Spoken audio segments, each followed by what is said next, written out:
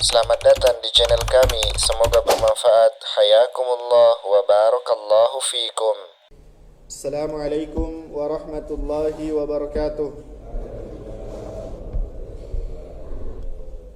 Innal hamdalillah nahmaduhu wa nasta'inuhu wa nastaghfir wa na'udzu billahi min shururi anfusina wa min sayyiati a'malina. Man yahdihillahu fala mudilla lahu wa man yudlil fala hadiya lahu. Ashhadu an la ilaha illallah wahdahu la syarika lahu wa ashhadu anna Muhammadan abduhu wa rasuluhu la nabiyya ba'dah. Qala azza wa jalla fil Qur'anil Karim, ya ayyuhalladzina amanu taqullaha haqqa tuqatih wa la tamutunna illa wa antum muslimun. Wa qala aidan, ya ayyuhan nas ittaqu rabbakum alladzi khalaqakum min nafsin wahidah wa khalaqa minha zawjaha wa batha minhuma rijalan katsiran wa nisaa'a wattaqullaha alladzi tasaaluna bihi wal arham innallaha kana 'alaikum raqiba. Wa qala aidan, ya ayyuhalladzina amanu taqullaha wa qulu qawlan sadida yuslih lakum a'malakum wa yaghfir lakum dhunubakum wa man yuti'illaha wa rasulahu faqad faza fawzan 'azima. Amma ba'd, fa inna asdaqal hadithi kitabullah wa khairul hadi hadi Muhammadin sallallahu alaihi wasallam wa syarrul umuri muhdatsatuha wa inna kulla muhdatsatin bid'ah wa inna kulla bid'atin dhalalah wa inna kulla dhalalatin finnar wa na'udzu billahi minan nar. Semoga Allah Subhanahu wa taala menjauhkan saya dan kita semua dari api neraka. Amin ya rabbal alamin. Jamaah salat subuh yang semoga dirahmati dan dimuliakan oleh Allah Subhanahu wa taala. Hari ini kita berada di tanggal 14 Juli 2024 Masehi atau bertepatan dengan tanggal 8 Muharram 1446 Hijriah. Itu berarti jemaah sekalian, kita sudah berpindah tahun dari tahun sebelumnya ke tahun yang sekarang. Dan kita sedang berada di hari atau di bulan-bulan yang masih mulia, yakni bulan yang Allah muliakan. Dan sebelum kita melanjutkan kajian kita di kitab Al-Jami', kitab yang ditulis oleh Al-Imam Ibnu Hajar Al-Asqalani rahimahullahu ta'ala, kami ingin menyampaikan terlebih dahulu tentang bulan Muharram. Karena jemaah sekalian, di depan kita ada peluang untuk mendapatkan pengampunan dosa 1 tahun yang lalu, yaitu dengan berpuasa di tanggal 10 Muharram. Sekarang kita sedang berada di tanggal 8 Muharram, berarti tanggal 10 jatuhnya pada hari Selasa. Baik, kita sebutkan terlebih dahulu dalilnya. Nabi sallallahu alaihi wasallam, jemaah sekalian, ketika hijrah ke Madinah, beliau sallallahu alaihi wasallam mendapati orang-orang Yahudi berpuasa di tanggal 10 Muharram. Ternyata bukan cuman atau orang-orang Yahudi pun memuliakan tanggal 10 Muharram. Ya, nanti jatuhnya hari Selasa ya di negara kita. Baik. Maka Nabi sallallahu alaihi wasallam menemukan orang-orang Yahudi sedang berpuasa. Maka Nabi mengutus sahabatnya untuk menanyakan kepada orang-orang Yahudi, kenapa gerangan mereka berpuasa? Lalu ditanyakanlah kepada orang-orang Yahudi, jawaban mereka, hadza yaumun soleh, pada hari tanggal 10 Muharram itu adalah hari yang baik.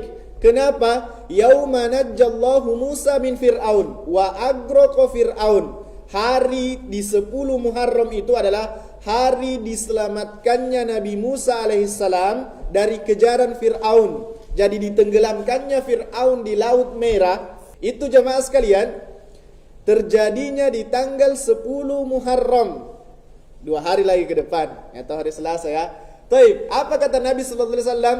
Nahnu aula minkum bi Musa, au kama qala Rasul. Wahai orang-orang Yahudi, kami lebih berhak kepada Musa alaihissalam dibandingkan kalian. Karena kita umat Islam mengakui siapa Nabi Musa. Beliau adalah nabinya Allah.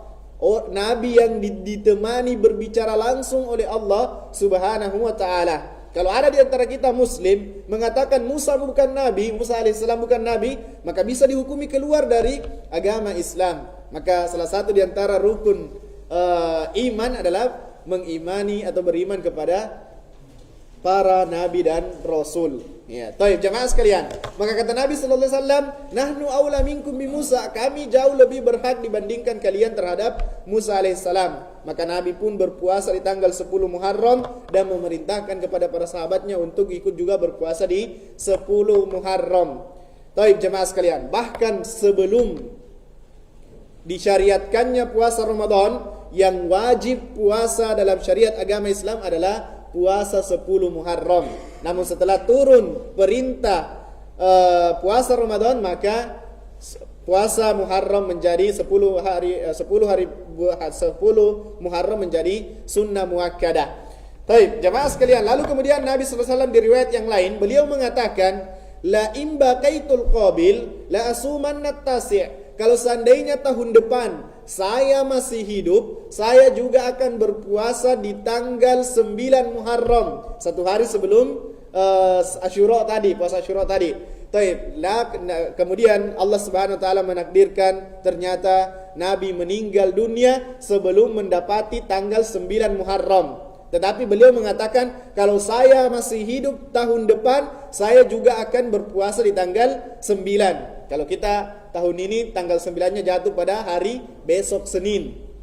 Maka jamaah sekalian, supaya kita mudah memahami hadis yang terakhir ini yang kita tadi sebutkan, kita buat rasionalnya. Kalau misalnya kita punya orang tua, dulunya punya orang tua misalnya, kalau misalnya orang tua kita sudah meninggal dunia, tapi ada orang tua kita mengatakan, saya ingin sekali membangun sebuah musola di dalam rumah supaya bisa dipakai tempat untuk sholat sunnah dan lain sebagainya, atau dipakai sholat wajib oleh yang perempuan di dalam kota keluarga kita. Tapi ternyata orang tua kita meninggal dunia sebelum sempat membangun musola di dalam rumah. Kira-kira jemaah sekalian, kita sebagai anak kalau punya rezeki yang lebih, kira-kira kita tidak mau mewujudkan dengan membangun musola sebagai wujud atau supaya cita-cita apa yang dicita-citakan oleh orang tua kita terwujud? Mungkin kita akan mengatakan, saya akan bangun musola. Kenapa? Karena itu adalah cita-citanya orang tua saya meskipun orang tua saya sudah meninggal dunia. Ini hanya hubungan antara anak dengan orang tua. Bagaimana dengan hubungan antara Nabi dengan umatnya? Nabi sallallahu alaihi wasallam bercita-cita ingin berpuasa di tanggal 9. Kenapa kita tidak berusaha juga wujudkan apa yang dicitakan oleh Nabi sallallahu alaihi wasallam? Maka jemaah sekalian, kita dianjurkan untuk berpuasa di tanggal 9 besok hari Senin dan tanggal 10 lusa di hari Selasa. Kemudian jemaah sekalian, ya 2 hari ya. Kemudian jemaah sekalian, apalagi di hari 9 ini, 9 Muharram ini bertepatan dengan hari Senin, bisa digabungkan sekaligus niatnya dengan puasa sunnah Senin. Jadi satu kali mendayung, 2 pulau dilampaui dan seterusnya ya. Ini bahasa peribahasa Indonesia ya. Tapi jemaah sekalian, semoga dirahmati dan dimuliakan oleh Allah Subhanahu wa taala. Mungkin di antara kita mengatakan, "Ustaz, kalau saya berpuasa di hari Asyura, apa yang saya dapatkan?" Ya, sama kayak kita di sini, kalau misalnya diberikan oleh atasan selesaikan proyek ini, itu manusiawi kalau kita bertanya apa yang saya dapatkan.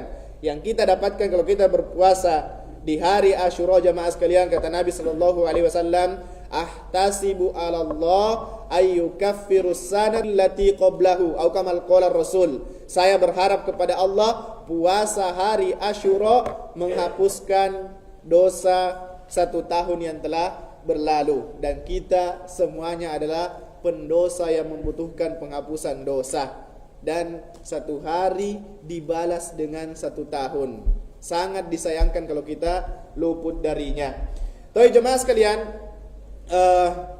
di negara kita perlu juga kami sampaikan hal ini. Di negara kita penanggalan Hijriah antara pemerintah dengan beberapa ormas Islam memang berbeda. Pemerintah menetapkan tanggal 1 Muharram itu jatuhnya di hari Ahad yang lalu. Di hari Ahad yang lalu. Ya, sebelum ini ya, sebelum hari Ahad ini. Sementara beberapa ormas Islam memutuskan bahwasanya atau menetapkan bahwasanya 1 Muharram itu jatuhnya nanti pada hari Senin yang lalu. Jadi berbeda. Otomatis jemaah sekalian, kalau kita mengikuti penanggalan pemerintah, berarti tanggal 9-nya Senin besok dan Asyuronya di hari Selasa. Tapi kalau kita mengikuti penanggalan yang ditetapkan oleh beberapa ormas, itu nanti jatuhnya tanggal 9 di hari Selasa dan tanggal 10 di hari Rabu. Toh jemaah sekalian, lalu mungkin kita mengatakan, yang mana yang saya ikuti Ustaz? Ana pribadi jemaah sekalian lebih mengikuti kepada yang ditetapkan oleh pemerintah. Kenapa? Karena yang punya wewenang adalah pemerintah. Ustaz, saya mau ikuti yang ormas yang tadi, maka silahkan. Oh jemaah sekalian, semoga dirahmati dan dimuliakan oleh Allah Subhanahu wa taala. Ana pribadi lebih kepada yang ditetapkan oleh pemerintah. Dalil yang menetapkan di hari Senin tanggal 1-nya Muharram itu juga kuat dalilnya ya. Apa kata Nabi sallallahu alaihi wasallam, sumu li ru'yatihi wa aftiru li ru'yatihi, ya. Berpuasalah dengan melihat hilal dan berbukalah dengan melihat hilal, atau berbuka dengan melihat hilal. Kemudian yang dalil yang menjadikan kita untuk berpegang kepada yang ditetapkan oleh pemerintah, kata Nabi SAW, wa in asobu, kalau ternyata mereka benar dalam menetapkan apa yang mereka tetapkan, falakum walahum, kalian akan dapat pahala, mereka juga yang menetapkan akan dapat pahala. Wa in akhtau, kalau ternyata mereka salah dalam menetapkan, falakum, maka kalian tetap akan mendapatkan pahala, wa alaihi, dan mereka yang menanggung dosanya. Ya, kami pribadi melihat ini, ya, kita masuk di dalamnya sebagai masyarakat yang mentaati apa yang ditetapkan oleh pemerintah. Baik, jemaah sekalian semoga dirahmati dan dimuliakan oleh Allah Subhanahu wa taala. Maka kami pribadi puasa Tasu'anya insyaallah di hari besok Senin, kemudian Asyuranya di hari Selasa. Demikian mukaddimahnya.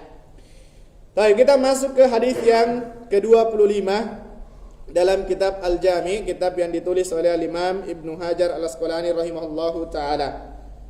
Hadis yang ke-9 berbicara tentang setiap kebaikan adalah sedekah. Kita bacakan matanya. An Jabir radhiyallahu anhu qol, dari Jabir semoga Allah meridhoi beliau berkata, qala Rasulullah sallallahu alaihi wasallam, Nabi sallallahu alaihi wasallam bersabda, kullu ma'rufin shadaqah, semua perbuatan baik terhitung sebagai sedekah. Akhrajahul Bukhari. Hadis ini diriwayatkan oleh Imam Bukhari rahimahullahu taala. Imam Bukhari jamaah sekalian, nama aslinya Muhammad ibn Ismail rahimahullahu taala. Siapa tadi sahabat yang meriwayatkan hadis? Jabir radhiyallahu taala anhu. Sudah pernah kita sebutkan kisahnya Jabir? Belum. Baik. Jemaah sekalian, seperti biasa sebelum kita masuk ke hadis, kita menyebutkan terlebih dahulu kisah singkat atau biografi singkat siapa sahabat yang meriwayatkan hadis dan kita ambil pelajaran dari kisahnya. Jabir radhiyallahu taala anhu, nama periwayat hadisnya ya, sahabat yang meriwayatkan hadis. Jabir radhiyallahu taala anhu, nama lengkapnya Jabir bin Abdillah Al-Ansari radhiyallahu taala anhuma. Sahabatnya bapaknya juga seorang sahabat. Jabir sahabat dan bapaknya juga seorang sahabat. Makanya kita mengatakan radhiyallahu taala anhuma atau radhiyallahu anhuma. Semoga Allah meridhoi keduanya. Beliau dari suku Ansor. Suku Ansor berarti penduduk kota mana? Madinah. Ya, karena dua kelompok terbesar sahabat Nabi sallallahu alaihi wasallam, ada Ansor dan ada Muhajirin. Orang-orang Ansor penduduk asli kota Madinah, orang-orang Muhajirin penduduk asli kota Mekah yang berhijrah, makanya diberikan nama Muhajirin dari Mekah ke Madinah. Tapi jemaah sekalian, kita mulai kisahnya Jabir dengan adanya sekelompok manusia yang sedang melakukan perjalanan dari tempat yang dikenal dengan kota Yathrib menuju kota Mekah. Di mana itu kota Yathrib? Madinah. Ya, nama lainnya kota Madinah adalah kota Yathrib. Jadi ada sekelompok manusia yang sedang melakukan perjalanan menuju kota Mekah dengan tujuan yang mulia. Dia ingin bertemu dengan Nabi Sallallahu Alaihi Wasallam dan berbaiat yang dikenal dengan istilah baiat Aqabah, mengambil sumpah setia kepada Nabi Sallallahu Alaihi Wasallam. Ya, mengambil sumpah untuk setia kepada ajaran yang dibawa oleh Nabi Sallallahu Alaihi Wasallam. Dan di rombongan ini ada salah seorang yang sudah sepuh, orang yang tua, yang punya 10 orang anak. 9 anaknya semuanya perempuan, hanya 1 laki-laki. Dan yang dibawa ikut ke rombongan itu, yang anaknya yang dibawa hanyalah yang laki-laki. Dan anak laki-laki ini yang masih kecil bernama Jabir bin Abdullah. Jabir yang meriwayatkan hadis ini. Taib. Berarti orang yang sudah sebut tadi siapa namanya? Kalau anak kecil yang dibawa adalah Jabir, berarti yang sepuh siapa namanya? Abdullah, ya. Kan tadi sudah disebutkan Jabir bin Abdullah, berarti bapaknya adalah Abdullah. Taib jemaah sekalian, singkat cerita, disinilah mulai masuk keislaman dalam hatinya Jabir. Ketika Nabi Shallallahu Alaihi Wasallam berhijrah dari kota Mekah ke Madinah, usianya Jabir masih sekitar 16 tahun. 16 tahun itu kalau kita anaknya kayaknya SMA lah. Baik jemaah sekalian, namun Jabir bin Abdullah meskipun masih 16 tahun, beliau sangat bersemangat datang dan duduk hadir mendengarkan apa yang disampaikan oleh Nabi Shallallahu Alaihi Wasallam. Dan itu dibuktikan dengan termasuknya Jabir ibn Abdullah di antara sahabat yang menghafal lebih dari 1000 hadis. Orang yang paling banyak meriwayatkan hadis jemaah sekalian ada 6 yang paling terkenal. Yang pertama Abu Hurairah, di urutan yang pertama meriwayatkan kurang lebih 5374 hadis. Di urutan yang kedua ada Abdullah ibn Umar radhiyallahu taala anhuma yang meriwayatkan sekitar 2360 hadis. Di urutan yang ketiga ada Anas ibn Malik yang meriwayatkan hadis sekitar 2286 hadis. Di urutan yang keempat ada Aisyah, istri Nabi Shallallahu Alaihi Wasallam yang meriwayatkan sekitar 2210 hadis. Kemudian di urutan yang kelima ada Abdullah Ibn Abbas radhiyallahu taala anhuma yang meriwayatkan sekitar 1660 hadis. Lalu di urutan yang keenam ada Jabir bin Abdullah, tokoh kita yang sedang kita bahas, yang meriwayatkan sekitar 1540 hadis. Ya. Yang diriwayatkan oleh Jabir sekitar 1540 hadis. Radhiyallahu taala anhum ajmain. Baik jemaah sekalian semoga dirahmati dan dimuliakan oleh Allah Subhanahu wa taala. Jabir juga dikenal dengan sosok yang tidak hanya menghafalkan ilmu, tetapi beliau adalah sosok yang dapat ilmu diamalkan, bukan sekedar dikumpul ilmunya. Oh saya tahu ini dosa, tapi saya tetap lakukan. Bukan seperti itu. Oh saya tahu anjurannya makan dan minum itu pakai tangan kanan, tapi saya tetap minum pakai tangan kiri, makan dengan pakai tangan kiri. Bukan seperti itu. Tapi beliau mengetahui sambil mengamalkan. Oh saya tahu bahwasanya laki-laki itu wajibnya atau khilaf di antara para ulama hendaknya sholat di masjid, tapi saya tetap sholat di kamar. Bukan seperti itu Jabir. Tapi beliau begitu tahu ilmunya diamalkan, Dan di antara yang diamalkan oleh Jabir bin Abdullah adalah jihad di jalan Allah, berperang di jalan Allah. Semua jenis jihad yang dipimpin oleh Nabi Sallallahu Alaihi Wasallam diikuti oleh Jabir kecuali 2, yaitu perang Badr, perang yang pertama, dan perang Uhud. Ini beliau tidak ikut. Kenapa? Karena masih kecil, masih usia 16 tahun, ditambah lagi dia punya 9 adik perempuan. Toh jemaah sekalian semoga dirahmati dan dimuliakan oleh Allah Subhanahu wa taala. Di perang Uhud, satu malam sebelum perang Uhud terjadi, ayahnya Jabir, siapa tadi ayahnya? Abdullah. Abdullah mengatakan kepada Jabir radhiyallahu taala anhu, beliau mengatakan karena ayahnya akan ikut ke perang Uhud. Sementara Jabir diminta oleh ayahnya untuk tidak ikut dan menjaga adik-adiknya. Baik, kata ayahnya Abdullah kepada Jabir, wa inni la atruk, ya kata Jabir, kata ayahnya Abdullah, kata Abdullah kepada Jabir, wahai Jabir anakku, aku punya firasat bahwasanya di perang besok saya akan meninggal dunia, saya akan syahid. Ya, saya punya firasat bahwasanya saya akan meninggal di perang besok. Lalu kemudian kata beliau, kata ayahnya Jabir, wa inni la atruku ba'di a'azza alayya minka, dan ketahuilah wahai Jabir, aku tidak meninggalkan apapun yang istimewa melebihi dirimu. Ya, pada 9 adiknya perempuan, lalu kemudian dia sendiri laki-laki, ayahnya mengatakan, saya tidak meninggalkan sesuatu yang lebih istimewa melebihi dirimu. Yang melebihi pentingnya dirimu dalam diriku hanyalah Nabi sallallahu alaihi wasallam. Kemudian kata ayahnya Jabir, yaitu Abdullah, fa inni alayya dainan, dan ketahuilah wahai Jabir, ayahmu ini punya utang. Faqdi, maka kalau ayah ini meninggal, lunasi utang-utangnya ayah. Ya begitu kalau bahasa kita ya. Baik, kemudian ada lagi wasiatnya ayahnya Jabir kepada Jabir.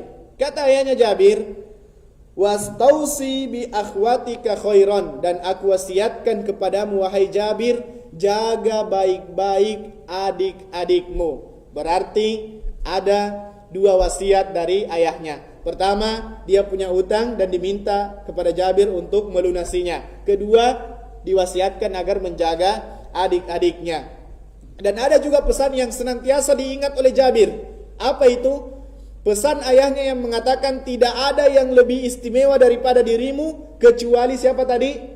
Nabi sallallahu alaihi wasallam. Ini juga tertanam di benaknya Jabir ibn Abdullah radhiyallahu taala anhu. Singkat cerita jemaah sekalian, terjadi perang Uhud. Ternyata benar, meninggal ayahnya Jabir ibn Abdullah radhiyallahu taala anhuma.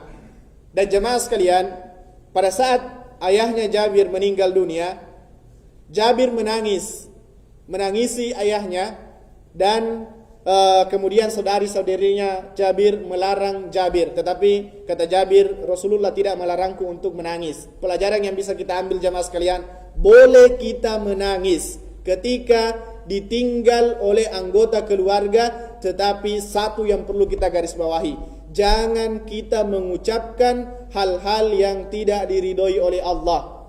Ya. Manusiawi kalau kita menangis kehilangan keluarga, tetapi jangan sampai kita mengucapkan hal-hal yang tidak diridhoi Allah. Misal mengatakan, saya tidak bisa hidup tanpamu. Kenapa engkau meninggal duluan, saya tidak bisa hidup tanpamu? Subhanallah. Bukankah jemaah sekalian tujuan hidup kita memang di sana, di akhirat?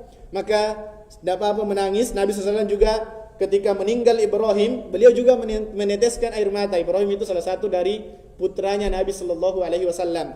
Meneteskan air mata, lalu kemudian Nabi mengatakan sallallahu alaihi wasallam, sesungguhnya mata ini meneteskan air mata, namun mulut tidak mengucapkan kecuali hal-hal yang diridhoi oleh Allah Subhanahu wa taala. Jangan sampai kita kehilangan keluarga lalu kemudian mengatakan, ya Allah, kenapa engkau matikan dia?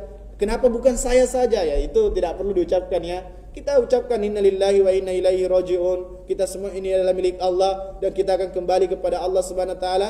Lalu kemudian bersedih boleh-boleh saja, tetapi jangan melakukan hal-hal yang tidak diridhoi oleh Allah Subhanahu wa taala. Setelah wafatnya ayahnya Jabir, maka Jabir punya 2 tugas. Apa tadi tugasnya? Membayarkan utang dan menjaga baik-baik adiknya. Toh jemaah sekalian, ayahnya Jabir meninggal tidak meninggalkan harta yang banyak. Hanya ada pohon kurma, beberapa pohon kurma, dan ketika masuk musim panen kurma, Jabir mengingat bahwasanya ayahnya punya utang yang harus dilunasi. Maka beliau memanen kurmanya, lalu kemudian mengumpulkan kurmanya, ternyata utang ayahnya itu sangatlah banyak dibandingkan dengan hasil panen kurma tidak cukup. Maka beliau radhiyallahu taala anhu mendatangi Nabi sallallahu alaihi wasallam. Di sini ada mukjizatnya Nabi sallallahu alaihi wasallam. Beliau mendatangi Nabi sallallahu alaihi wasallam dan mengatakan, "Ya Rasulullah, seperti yang engkau ketahui bahwasanya ayahku mati syahid di perang Uhud dan dia meninggalkan hutang yang banyak, hutang yang banyak. Sementara aku juga punya adik yang harus saya tanggungi, 9 orang adiknya ini yang harus saya tanggungi. Dan hasil panen dari kurmaku ini tidaklah mencukupi, tidak cukup dengan untuk bayar utang, apalagi saya masih punya tanggungan adik-adikku." Kata Nabi SAW, "Mana kurmamu wahai Jabir?" Ya, ini bahasa kita ya. "Mana kurmamu wahai Jabir?" Kata ini ya Rasulullah. Kata Nabi SAW, "Coba ditakar kembali." Maka dipisah-pisahlah oleh Jabir radhiyallahu taala anhu. Lalu kemudian dibantu oleh Nabi sallallahu alaihi wasallam, dipanggillah semua orang-orang yang punya utang kepada ayahnya Jabir. Lalu datanglah fulan, "Mana seberapa utangnya ayahnya Jabir kepada kau?" "Sekian." Diberikan oleh Nabi SAW dari kurmanya Jabir. Kata Jabir radhiyallahu taala anhu, setiap kali Nabi SAW mengambil kurma dan memberikan kepada orang yang dipunyai utang, ternyata kembali utuh seperti sebelumnya, kurma yang sebelumnya. Dia masuk lagi satu orang, ini diberikan lagi sekian banyak, bahkan dikasih lebih oleh Nabi sallallahu alaihi wasallam. Sudah itu masuk lagi kata Jabir, sekian kembali lagi seperti semula, sampai kemudian aku bawa kembali kepada adik-adikku. Menunjukkan mukjizat dari Nabi sallallahu alaihi wasallam. Dan bukan hanya itu jamaah sekalian. Setelah dilunasi utang-utangnya Jabir Ibn Abdullah radhiyallahu taala anhu, dan juga ada adik-adiknya yang ditanggungi, itu juga dicukupi makanannya. Jamaah sekalian, di riwayat yang lain, suatu ketika Jabir ibn Abdullah, nanti kita sebutkan lagi keberkahan makanannya Jabir, tapi kita sebutkan dulu pernikahannya. Ketika Jabir ibn Abdullah memasuki usia pernikahan, maka beliau menikah dan tidak memberitahukan Nabi sallallahu alaihi wasallam. Namun begitu bertemu dengan Nabi sallallahu alaihi wasallam, ternampaklah di wajahnya Jabir bahwasanya beliau ini wajah yang berseri-seri. Ya, pengantin baru itu Masya Allah berseri-seri wajahnya. Maka Nabi SAW mengatakan, jadi yang ngantuk itu biasanya tuh mungkin masih jomblo atau mungkin sudah lama menikah ya. Tidak, belum tentu juga ya. Ala kulli hal, nampak wajahnya berseri-seri Jabir ibn Abdullah radhiyallahu taala anhu. Kata Nabi SAW, "Hal tazawwajta ya Jabir?" "Wahai Jabir, apakah engkau sudah menikah?" Kata Jabir, "Bala ya Rasulullah." "Betul wahai utusan Allah, saya sudah menikah." Kata Nabi SAW, "Abikrun au sayyib au kama qala Rasul?" Apakah engkau menikah dengan seorang janda atau seorang gadis? Kira-kira apa yang dinikahi oleh Jabir? Kata Jabir, jamaah sekalian, "Bal sayyib ya Rasulullah, aku menikah dengan seorang janda wahai utusan Allah." Padahal beliau masih perjaka, ya masih perjaka tapi menikahi janda. Ustaz, saya juga mau kalau janda tapi harus janda muda, begitu? Baik, ala kulli hal kita kembali ke kisahnya. Kata Nabi SAW, "Afala jariyatan, tidakkah engkau menemukan wahai Jabir seorang gadis yang bisa engkau nikahi, yang bisa engkau bermain-main dengannya, bercanda dengannya, tulaibuha, bercanda dengannya dan lain seterusnya?" Kata Jabir bin Abdullah, "Ya Rasulullah, saya punya 9 adik yang diwasiatkan oleh ayahku agar aku berbuat baik kepadanya.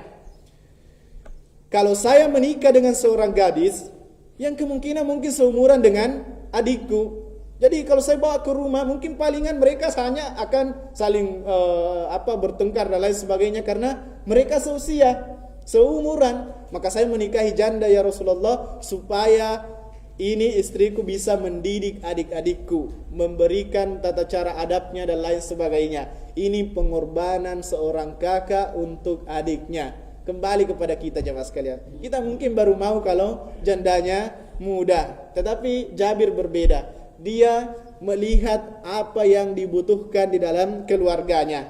Maka beliau didoakan oleh Nabi sallallahu alaihi wasallam, "Barakallahu lak wa baraka alaik wa jama'a bainakuma fi khair." Ya, semoga Allah Subhanahu wa taala memberkahi untukmu dan semoga Allah Subhanahu wa taala memberkahi kalian berdua dan mengumpulkan kalian berdua dalam kebaikan. Demikianlah doa yang kita hendaknya ucapkan ketika ada orang yang menikah. Baik.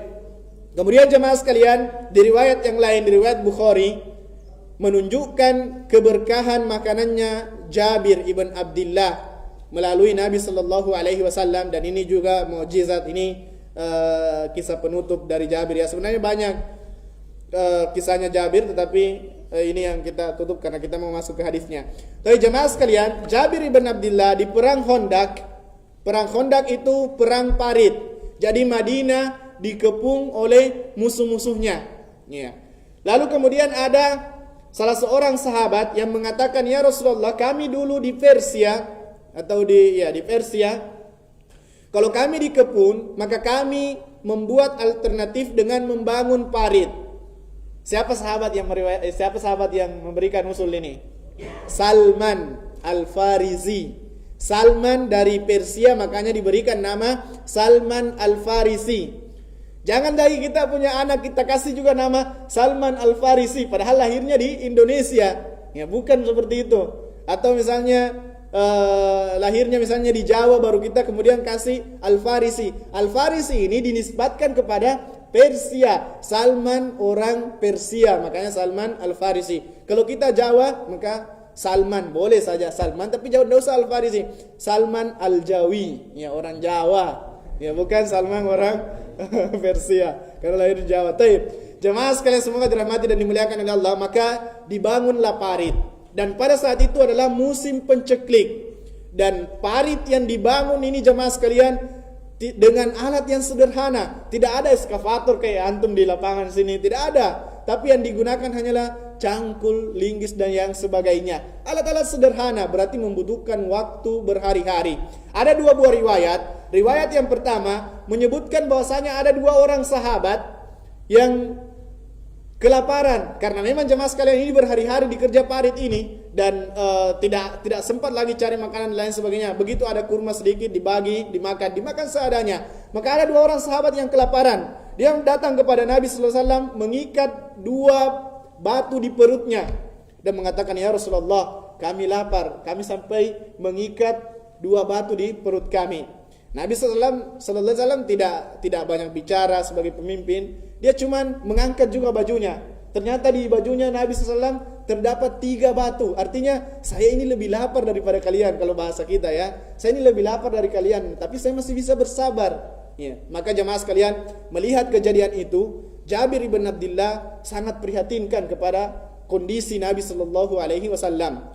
Maka ini riwayat yang pertama, kita singgah dulu di sini. Kita pindah ke riwayat yang lain. Di riwayat yang lain, begitu digali parit, ternyata jemaah sekalian ada batu besar yang para sahabat tidak mampu untuk memecahkan batu tersebut. Maka datanglah Nabi sallallahu alaihi wasallam yang mengangkat yang ingin memecahkan batu tersebut. Dengan begitu mengangkat palu, tersingkaplah perutnya dan kelihatan 3 batu ini. Dan ini yang disaksikan oleh Jabir. Oh, kasihan sekali kondisi dari Nabi sallallahu alaihi wasallam. Maka lanjut kisahnya jemaah sekalian. Jabir pun mendatangi Nabi sallallahu alaihi wasallam dan membisikkan kepada Nabi, "Ya Rasulullah, izinkan saya kembali ke rumah. Saya akan cari makanan." Dan disampaikan saya akan cari makanannya, tapi beliau hanya minta izin, "Ya Rasulullah, izinkan saya kembali ke rumah." Karena dia khawatir dengan kondisinya Nabi yang mengikat 3 batu. Kata Nabi SAW, silahkan. Ya, ini juga pemimpin tidak perlu tanya-tanya. Oh, itu tujuan apa lagi? Ya, kalau kita atasan ada bawahan kita yang meminta izin, ya silahkan diberikan izin. Dan ini sebagai bawahan kita hendaknya minta izin kalau mau meninggalkan tempat. Ya, tempat kita bekerja. Tapi kata Nabi SAW, silahkan pulang. Silahkan wahai Jabir. Pulanglah Jabir kepada istrinya dan mengatakan, "Wahai istriku, saya sangat prihatin melihat keadaan Nabi SAW." Kata istrinya, "Kenapa?" Nabi mengikat 3 batu di perutnya, saking laparnya beliau. "Apakah ada makanan yang tersisa di rumah?" Kata istrinya Jabir, "Wahai suamiku, ada ini sisa 1 sok gandum." 1 sok gandum itu sekitar 4 mungkin, 4 kepalan tangan dewasa, atau yang jelas 1 sok gandum. Hanya itu yang tersisa wahai suamiku. Karena Jabir juga kan yang bekerja tapi ada di parit, jadi tidak sempat juga cari bahan makanan. Baik. Kata istrinya, dan juga ada anak kambingmu di sebelah yang kurus. Itu juga bisa kita buatkan seperti misalnya kayak lauk. Ya, kita buat roti lalu kemudian buat lauk untuk Nabi SAW. Setelah disembelih dan lain sebagainya, disiapkan makanannya. Kata istrinya Jabir kepada Jabir, wahai Jabir, wahai suamiku, silahkan engkau panggil Nabi SAW dan makanan ini cukup untuk 3 atau 4 orang saja. Sampaikan kepada Nabi SAW untuk memanggil 3 maksimal 4 orang, jangan lebih, karena ada juga anak-anak, ada juga adik-adiknya Jabir yang mau diberikan makan.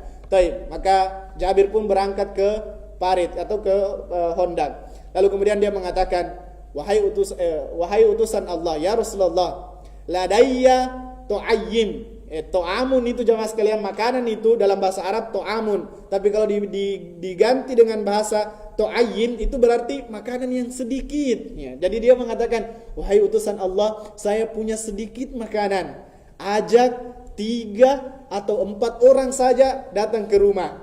Tuh jamaah sekalian, kata Nabi sallallahu alaihi wasallam, wahai Jabir, apa yang engkau siapkan? Kata Jabir, 1 sok gandum dan 1 ekor kambing yang kecil. Kata Nabi SAW, banyak sekali itu wahai Jabir. Lalu kemudian Nabi SAW berdiri di atas sebuah bukit. Lalu kemudian mengatakan, wahai orang-orang muhajirin dan ansor, Jabir mengundangmu datang ke rumah. Semuanya datang ke rumahnya Jabir. Ya Allah, ini jemaah sekalian, kalau antum di posisinya Jabir, diminta untuk datang 3 atau 4 orang saja. Ini muhajirin dan ansor, 1000 orang diundang datang ke rumahnya Jabir. Baik. Kata Jabir, ya Rasulullah, saya meminta Anda mengundang 3 atau 4 orang saja. Ini semuanya muhajirin 1000 orang.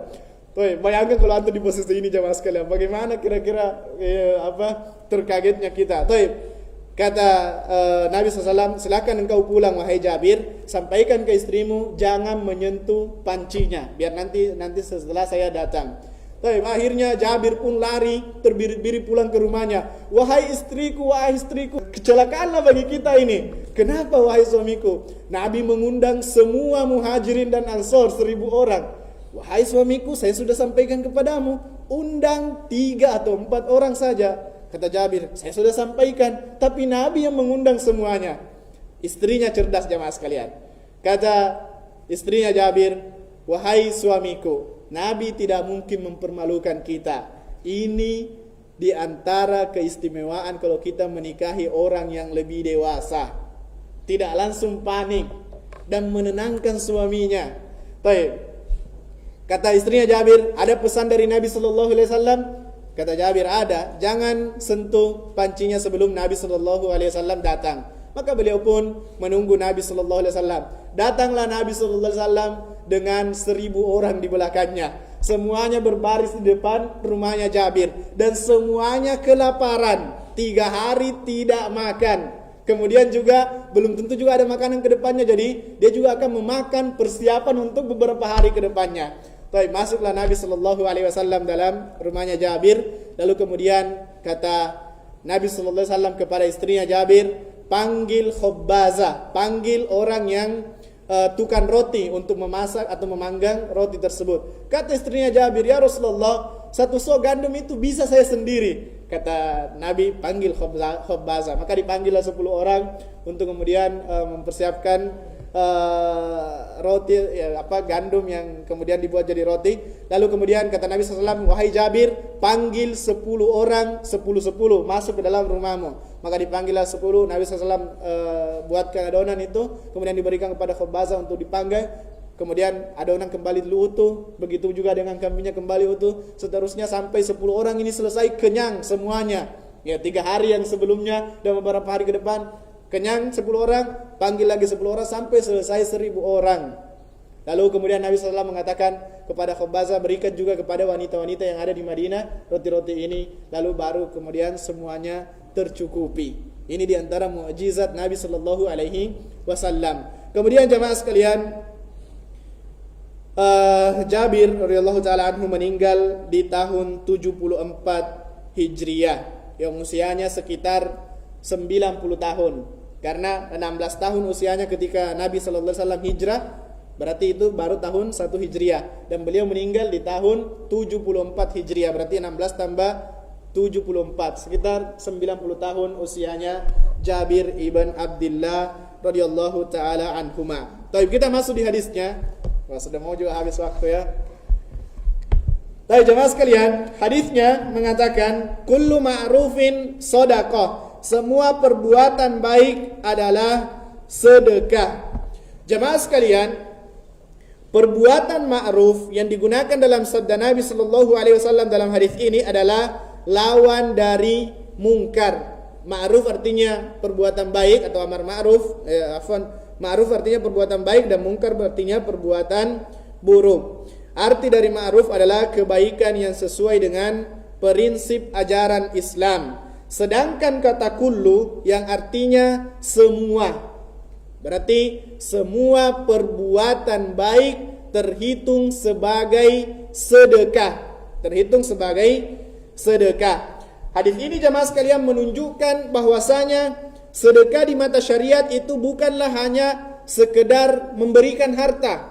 Karena kalau sedekah jemaah sekalian hanya dihitung sedekah ketika kita mengeluarkan harta, berarti orang-orang yang miskin tidak bisa bersedekah, atau orang-orang yang tidak punya harta tidak bisa bersedekah. Maka syariat memandang dengan sangat luas sehingga seluruh perbuatan yang baik dihitung sebagai sedekah.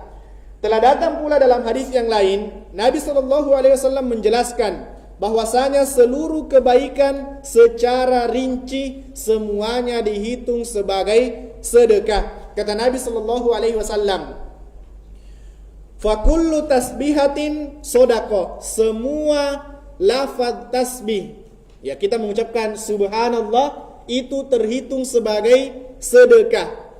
Wa kullu tahmidatin, dan setiap lafaz hamdalah, kita mengucapkan alhamdulillah, sodaqah, itu juga terhitung sebagai sedekah, kata Nabi SAW. Wa kullu tahlilatin, dan setiap kalimat tahlil, kita mengucapkan la ilaha illallah, itu juga adalah sedekah. Wa kullu takbiratin sodaqah, dan setiap ucapan takbir, kita mengucapkan Allahu Akbar, ini juga adalah sedekah. Wa amrum bil ma'rufi sodaqah, dan mencegah seseorang dan memerintahkan kepada seseorang untuk mengerjakan kebaikan, itu juga adalah sedekah. Wan nahyu anil munkar sedekah, dan mencegah seseorang terjatuh dalam keburukan, itu juga sedekah. Tinggal jamaah sekalian, dari sedekah-sedekah secara rinci yang sudah kita sebutkan tadi, ada sedekah yang untuk dirinya sendiri dan ada sedekah untuk orang lain. Takbir, tahmid, tahlil, dan yang lainnya tadi zikir-zikir, itu semuanya sedekah untuk siapa? Diri sendiri, ya diri kita sendiri. An-nahyu anil munkar, amru bil ma'ruf, dan nahyu anil munkar, memerintahkan untuk mengerjakan kebaikan dan mencegah dari keburukan, itu adalah sedekah terhadap orang lain. Demikianlah syariat jamaah sekalian. Maka jamaah sekalian yang semoga dirahmati dan dimuliakan oleh Allah Subhanahu wa taala, setelah mendengarkan hadis ini, maka jangan kita beralasan lagi, oh saya tidak bisa sedekah, karena semua perbuatan baik termasuk bagian dari sedekah. Bukankah kita hadir di majelis ilmu, mendengarkan ilmu untuk mengamalkannya, bukan untuk sekedar mengumpul dan tidak mengamalkannya. Bahkan jemaah sekalian, Nabi SAW menyebutkan perkara yang dianggap oleh sahabat sebagai perkara duniawi. Dia terlihat seperti urusan duniawi saja, tetapi dihitung juga sebagai sedekah oleh Nabi SAW. Pahala sedekah oleh Nabi SAW. Apa kata Nabi SAW jemaah sekalian? Wa fi bud'i ahadikum sodaqah, dan meletakkan, ya ini bahasa yang lebih halus, dan menggauli istrimu, itu juga adalah apa? Sedekah. Yang menggauli istri juga adalah sedekah. Ya, jadi kalau antum pulang cuti misalnya, lalu kemudian mengatakan, wahai istriku, ya, sudah masuk ke bulanan? Sudah. Kalau begitu saya ingin bersedekah. Wah, istri antum akan senang. Wah, ada sedekah ini yang mau diterima dari suami. Ternyata yang antum maksud adalah sedekah menggauli istri. Menggauli istri juga adalah sedekah. Nih ya, jadi kalau misalnya antum berkumpul dengan keluarga, ya, antum sudah sepakat dengan istri, kemudian antum malu-malu kalau mau mengkode istri, antum bisa sampaikan istri, "Dek, saya mau sedekah." Ya, itu bahasa-bahasa yang bisa antum jadikan sebagai kode. Tapi teman-teman, ada teman yang kami dulu di kampus itu kalau mau dia menggunakan istilah yang lain. Dia menggunakan istilah kodok dars. Ya, kodok dars ini sebenarnya kodok dars itu mengganti pelajaran atau menunda pelajaran, mengkodok pelajaran yang telah tertunda. Jadi ada ikhwah di pas hari wisudanya, dia kan baru-baru pengantin baru. Lalu dia mengirim karena istrinya kan perempuan akhwat, dia dipisah antara ikhwah dengan akhwat. Dia di bagian sana sama perempuan semuanya, ikhwah ini di bagian laki-laki. Lalu dia mengirim pesan ke istrinya, "Dek, saya mau kodok dars." Akhirnya pesan itu dibaca oleh teman-teman istrinya yang perempuan. Akhirnya mengatakan, kenapa kodok dars? Bukankah kita hari ini wisuda? Kenapa ada pelajaran yang mau ditunda? Padahal hari ini kita sudah wisuda. Padahal yang dimaksud oleh suaminya ini kodok dars adalah sesuatu yang lain. Istilah yang mereka pahami dalam hal hubungan biologis mereka. Tapi jamaah sekalian, jadi menyenangkan hati istri atau menggauli istri itu termasuk sedekah menurut kacamata syariat. Rasulullah sallallahu alaihi wasallam juga menyebutkan, ta'dilu bainal itsnaini shadaqah. Engkau berbuat adil kepada dua orang yang sedang berselisih, itu juga termasuk sedekah. Bahkan jemaah sekalian, tidak mengucapkan kata-kata yang menyakiti saudara muslim kita, itu juga termasuk sebagai sedekah. Jadi jemaah sekalian, tidak ada lagi alasan untuk kita tidak bersedekah. Di hadis yang lain, Nabi sallallahu alaihi wasallam bersabda, "Wa tu'inur rajula fi dabbatihi." Demikian juga jika engkau membantu seseorang menaikkan barang bawaannya ke atas kendaraannya, au tarfa'u lahu 'alaiha mata'ahu shadaqah. Engkau membantu seseorang menaikkan barangnya di atas kendaraannya, itu juga terhitung sebagai sedekah. Dan banyak hadis-hadis yang menyebutkan bahwasanya sedekah itu tidak mesti harus dengan uang. Ada pembangunan masjid, orang-orang kaya menyumbang atau bersedekah dengan membeli semen. Kita kalau tidak punya uang, maka bisa bantu tenaga, atau mungkin bisa yang punya keahlian merancang atau membuat membuat dekorasi masjid, silahkan buatkan, maka itu juga terhitung sebagai sedekah. Dalam hadis yang lain lagi, Nabi sallallahu alaihi wasallam mengatakan, wal kalimatu thayyibah shadaqah. Bahkan mengucapkan kata-kata yang baik saja kepada orang lain, itu juga termasuk sedekah. Kita misalnya mendoakan saudara kita, semoga Allah merahmatimu, semoga Allah memberkahimu, itu semuanya adalah dihitung dalam kacamata syariat kita sebagai sedekah. Semoga Allah mudahkan urusanmu, semoga engkau sehat-sehat selalu. Ini semuanya adalah sedekah dalam syariat agama kita. Tapi jemaah sekalian, semoga dirahmati dan dimuliakan oleh Allah Subhanahu wa taala. Demikian hadis yang kita bahas, akhrajahul Bukhari. Hadis ini diriwayatkan oleh Al-Imam Bukhari rahimahullahu taala. Ada catatan penutup jemaah sekalian. Hadis ini disebutkan oleh Al-Imam Ibnu Hajar, akhrajahul Bukhari. Hadis ini diriwayatkan oleh Al-Imam Bukhari. Padahal hadis ini juga ada dalam kitab Sahih Muslim. Diriwayatkan juga oleh Al-Imam Muslim. Kullu ma'rufin shadaqah juga diriwayatkan oleh Al-Imam Muslim. Tapi kenapa Al-Imam Ibnu Hajar hanya menyebutkan akhrajahu Bukhari di sini? Karena yang diriwayat Imam Muslim diriwayatkan oleh sahabat yang berbeda, yaitu Hudzaifah radhiyallahu taala anhu yang meriwayatkan di Sahih Muslim. Makanya Imam Ibnu Hajar hanya menyebutkan di sini Imam Bukhari, bukan muttafaqun alaih. Kalau seandainya dia menyebutkan muttafaqun alaih, berarti Imam Muslim dan Imam Bukhari. Tapi karena berbeda lafadznya sama tapi berbeda sahabat yang meriwayatkan, maka Imam Ibnu Hajar hanya menyebutnya akhrajahul Bukhari.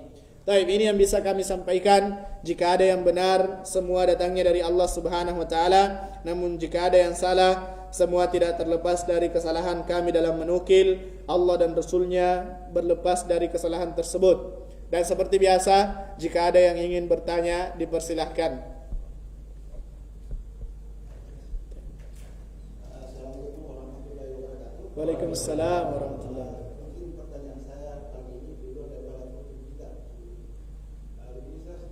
Bisa kira-kira apa kira-kira yang bersalah di sini? Baik. Masalah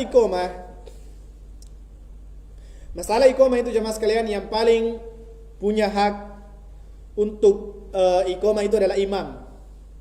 Kalau imamnya sudah siap dan sudah mengatakan iqamah, meskipun masih ada orang yang salat sunnah, maka disilahkan iqamah. Kalau sudah ada imamnya dan imamnya sudah meminta untuk diiqamah.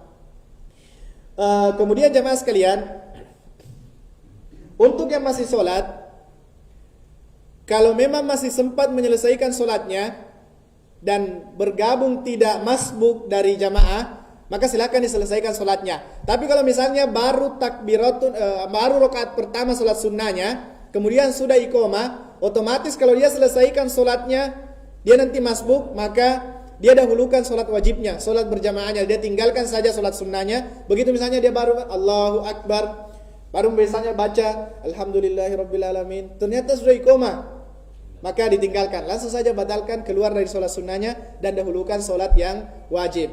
Kalau karena ini haknya imam, ya, masalah iqamah ini masalah haknya imam.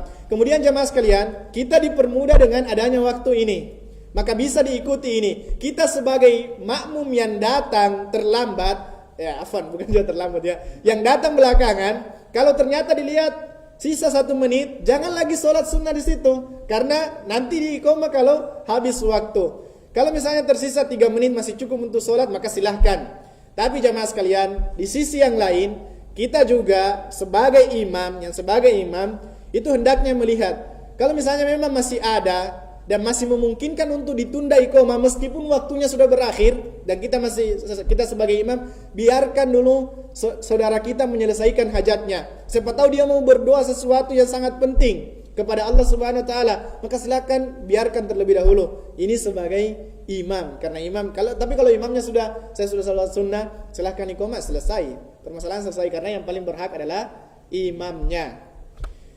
Baik, ada lagi yang lain. Satu lagi ya, orangnya lagi yang mau iqamah ini, coba lihat dulu imamnya, dan kalau bisa berkomunikasi dengan imamnya, apakah saya bisa iqamah? Kalau imamnya bilang iya silakan, ya silakan. Tapi kalau misalnya imamnya mengatakan jangan dulu, lihat, tunggu dulu orang lain, maka tunda dulu. Ya, demikian ya, supaya jamaah sekalian, memang kalau berjamaah kita seperti ini, memang kadang ada hal-hal yang kita kurang senangi seperti itu. Tapi insyaallah saling kemudian berusaha untuk memahami satu sama yang lain. Ya, cukup. Baik, alhamdulillah. Ini yang bisa kami sampaikan. Jika ada yang benar, semua datangnya dari Allah Subhanahu wa taala. Namun jika ada yang salah, semua tidak terlepas dari kesalahan dan kekeliruan kami dalam menukil. Allah dan Rasulnya berlepas dari kesalahan tersebut. Dan sebagai penutup sekali, di depan kita ada peluang untuk mendapatkan pahala haji dan umrah dengan melaksanakan solat syuruk 2 rakaat ketika sudah memasuki waktunya. Kita tutup dengan doa kafaratul majelis. Subhanakallahumma bihamdik, asyhadu an la ilaha illa anta, astaghfiruka wa atubu ilaik. Assalamualaikum warahmatullahi wabarakatuh.